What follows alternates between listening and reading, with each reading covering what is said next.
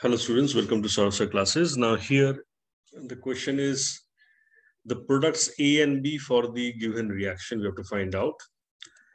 We have a CO NH3 whole 5 Cl 2 plus complex reacting with CrH2O whole 6 2 plus complex plus 5 H3O plus, that is hydrogen ion. We have to predict what is A and B in the reaction. Now this is a classical example of a reaction which undergoes inner sphere mechanism. And here I have given the particular diagram taken from obviously Atkins. So this is a direct question from either Hui or Atkins or Gary Wulsberg. It is there in most of the books or Hausdorff. So here what has happened is that when you have the CO NH3 whole 5 Cl complex, here Cl is being indicated like this. Okay, so now these two are the reactants. This is your CrH2O whole 6. Okay, it is reversible in nature. So this, they react, so they will become a precursor complex. Okay, so in this precursor complex, okay, then the precursor complex goes the formation of a bridge. That means one of the water molecules over here will be replaced and it will be taken up by the Cl unit. And here, after the bridge has taken place, the electron transfer will take place from a, say, cobalt to chromium. Okay. All right. And after that has taken place, then the bridge breaks up and we have the successor complex and the products, they separate away. So this is a typical mechanism for a inner sphere reaction, which is also supported by the fact that when the scientists, they had included some radioactive chlorine, okay, from outside, there was no incorporation of the radioactive chlorine in the product parts, which indicates that the reaction is taking place through the formation of a bridge and that Cl is not getting dissociated and free in the medium. So if it was getting free in the medium, then there would have been incorporation of the Cl radioactive ligand over here. Okay. Now, what is happening over here? So basically, in the reaction over here, what happens? CO NH3 whole 5, the Cl will be moving to the chromium. That means chromium will now become what? Chromium will now become what? CrH2O whole 5 Cl. Okay. CrH2O whole 5 Cl. And one of the water will go here. One of the water will go here. So what is happening over here? This is in +3 state and chromium is in plus what? 2 state. So this is 3, this is 2. Once the bridge happens, electron transfer is taking place. Electron transfer is taking place from the chromium to the cobalt. So cobalt will go in +2 state. So this is the product that will be formed. Okay, I'm highlighting the option 2. This is the product that will be formed. And chromium will go from the +2 state to +3 state. So these are the two products that will be formed initially, A and B. Okay. Initially it will be formed.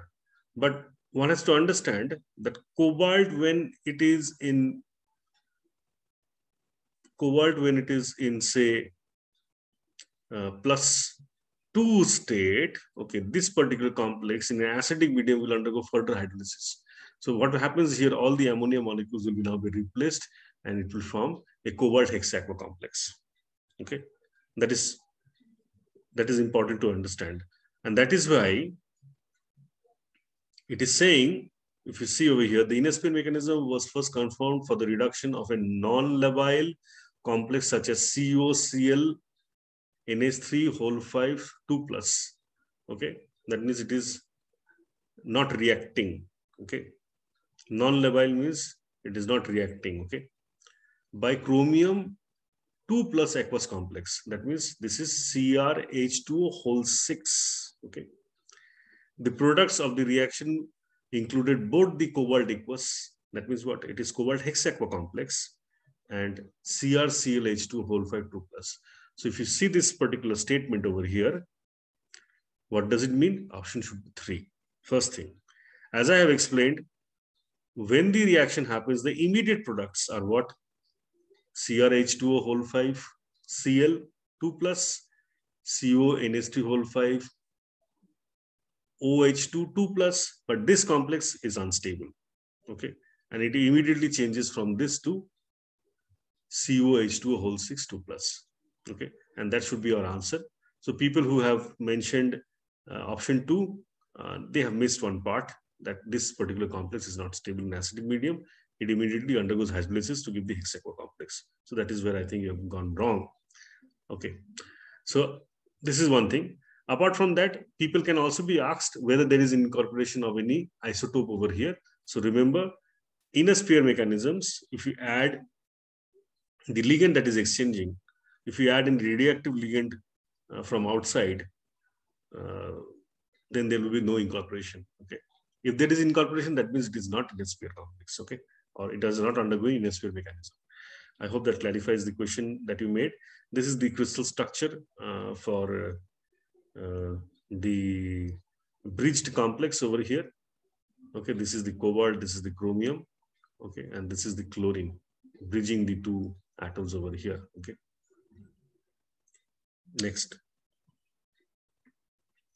Question here was, as per VSEPR theory, shapes of SO3 2 minus, CO3 2 minus, BRF4 minus, respectively, you have to find. Very easy question. Okay. Just do the electron count over here. So it is sulfur, which is 6, oxygen, which is what? 6 again. So there are 3 oxygens. So sulfur 6, 3 oxygens, that means 18. 6 plus 18 is what? 20. 4 plus 2 negative charge, that means 26. When the number is more than 8, we divide it by 8. So it will go by 3. That means there is a remainder of 2, which will go by 2. So you have 3 bond pairs and 1 lone pair. All right. That is what we do. And the shape will be what? We will say trigonal pyramidal. For CO3, carbon is 4, oxygen is again, we will say 6. So 4 plus 18 is 22, plus 2, 24. 24 is greater than 8, we'll go by 8.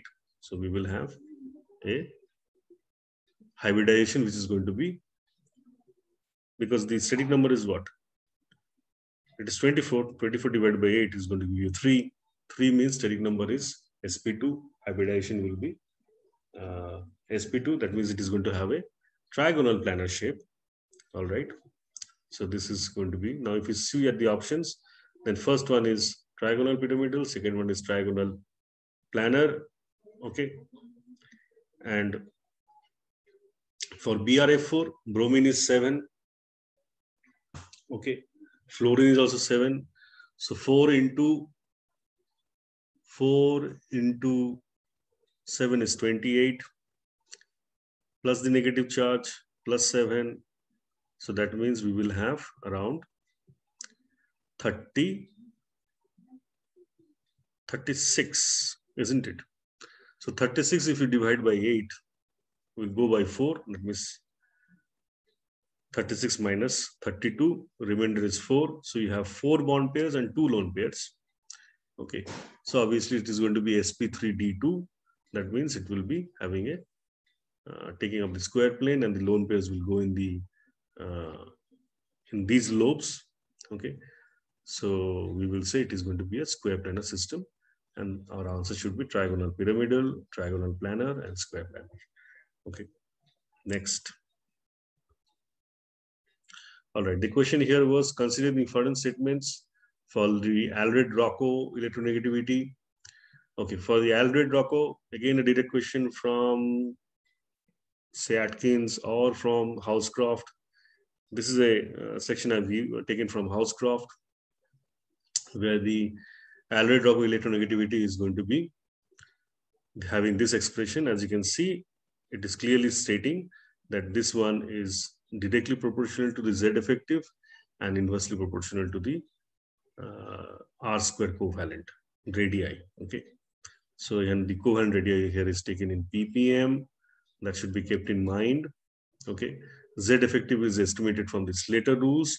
So one may also give you a sum to calculate the electronegativity, that is Alrod-Rocco electronegativity, using this type of equation, wherein the Z effective has to be calculated using Slater rules. So what we will say, electronegativity AR is directly proportional to Z effective, and it is inversely proportional to the R square covalent. Okay, so option 1 and 4 are going to be correct over here. I hope that clarifies the question that you had made. And thanks for listening. Welcome to Saurabh Sir classes.